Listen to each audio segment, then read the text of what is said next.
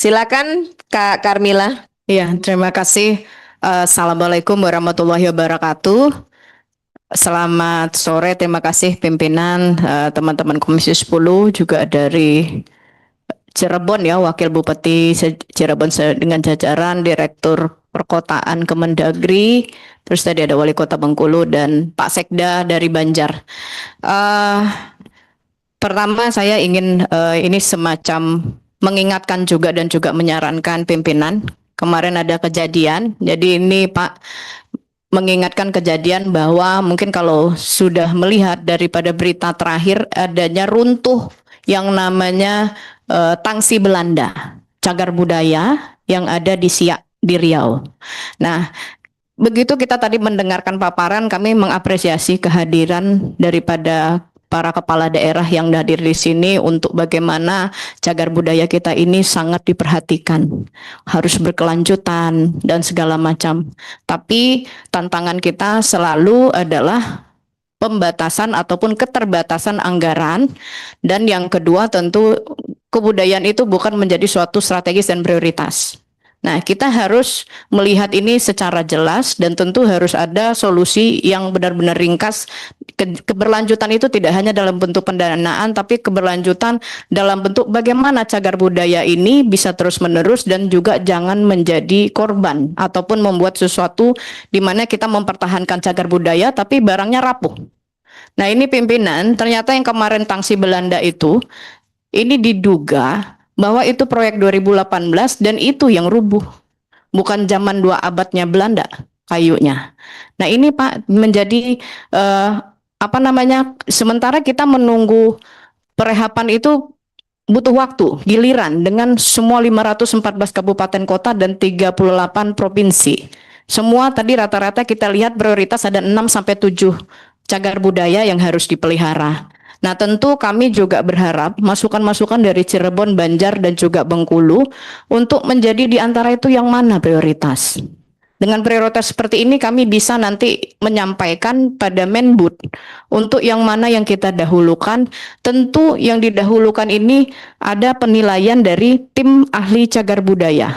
Kalau sudah tim ahli cagar budaya kita yang menyampaikan, tentu ini bukan memukakan kekhawatiran bahwa merubah otentiknya dan lain-lain, karena memang sertifikasi yang dimiliki oleh TACB itu adalah mereka yang paham persis sesuai syarat dan ketentuan, dan itulah rekomendasi yang bisa kita teruskan.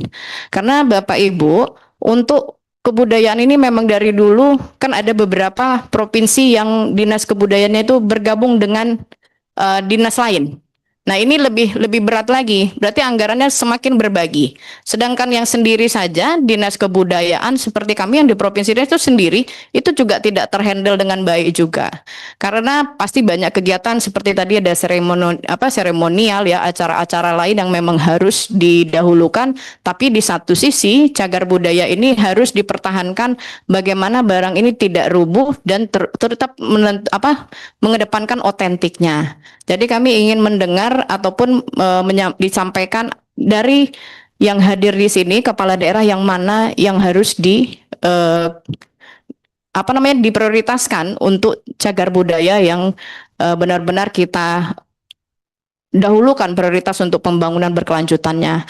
Nah, yang kedua juga Pak, tadi kita juga tahu kami di Komisi 10 ini kan bermitra juga dengan Dikti, BRIN.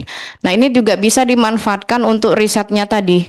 Karena yang namanya cagar budaya itu kaitannya tidak bisa sendiri dari Dinas Kebudayaan saja. Dan Kemendagri terima kasih untuk RT RW dan segala macam disupport sehingga tidak ada tumpang tindih. Namun ini bisa penyampaian juga di Kemendagri, ada namanya dana insentif daerah Pak. Apabila kepala daerah sangat memperhatikan yang namanya cagar budaya dan lain-lain, yang dimana ini kalau kita manfaatkan dengan baik bisa juga meningkatkan pertumbuhan ekonomi, dan juga tentu seperti kita kan budaya moral dan apa mengangkatnya dari kebudayaan ini juga bisa menjadi tambahan poin Pak, bukan hanya on time memberikan laporan SPJ yang lengkap, tapi juga ini merupakan apresiasi yang bisa kita sampaikan pada Pak Mendagri untuk menjadi tambahan dana bagi para kepala daerah untuk mempertahankan cagar budayanya.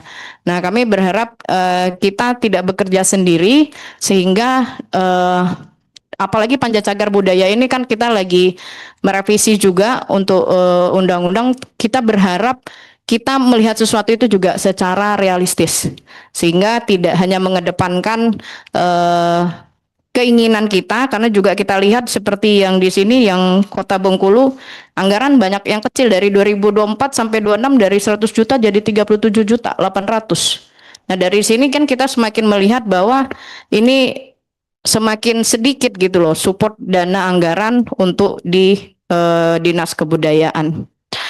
Saya rasa dua hal tadi kita berharap nanti ada dapat masukan-masukan penting. Terima kasih pimpinan. Assalamualaikum warahmatullahi wabarakatuh.